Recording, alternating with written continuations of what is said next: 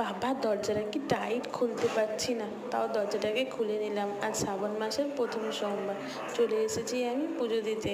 ঘরের কাজকর্ম সেরে মেয়েদেরকে স্কুলে পাঠিয়ে আমি চলে এসেছি বাবার মাথায় জল ঢালতে।